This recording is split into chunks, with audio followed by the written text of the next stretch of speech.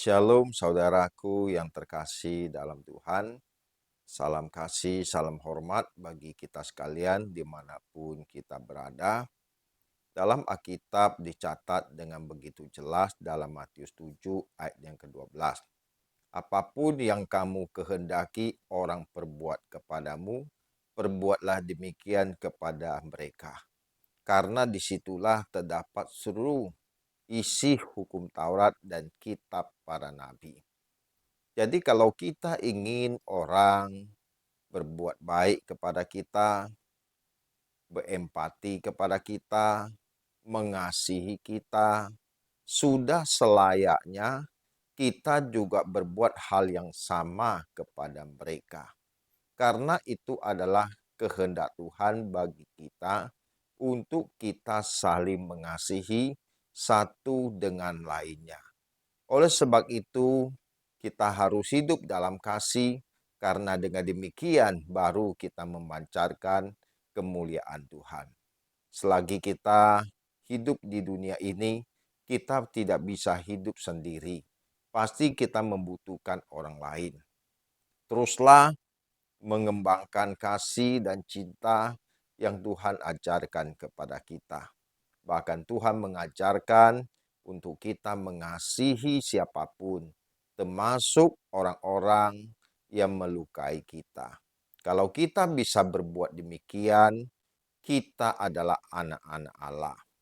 Itulah hal yang menyukakan dan menyenangkan Tuhan, karena kita memenuhi tuntutan hukum Taurat dan hukum kasih yang Tuhan ajarkan kepada kita. Jangan membalas kejahatan dengan kejahatan, tetapi kalahkan kejahatan dengan kebaikan. Kalau jika kita sebagai anak Allah, sebagai orang percaya yang telah bertumbuh dewasa, kita harus memiliki sikap dan perilaku yang cemerlang dibanding orang-orang yang tidak mengenal Tuhan. Apalagi kita mengaku diri sebagai orang Kristen, apalagi sebagai seorang aktivis, sebagai pendeta, kalau kita tidak berkeadaan untuk selalu menunjukkan kasih dan empati kepada orang-orang sekitar kita, betapa naibnya hal itu. Oleh sebab itu, kita terus harus rendah hati, menganggap orang lain lebih utama dari yang lain. Karena dengan hal demikian, kita sama-sama saling memberi hormat, menaruh kasih, mencintai sebagaimana yang diajarkan oleh Tuhan. Oleh sebab itu, jangan menjadi kecewa, jangan menjadi lemah ketika kita diperlakukan tidak adil.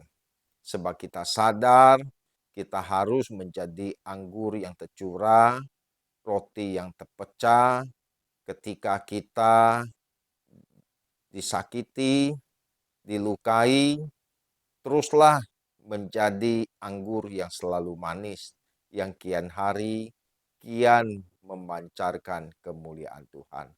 Salam kasih, salam hormat bagi kita sekalian. Tuhan Yesus memberkati.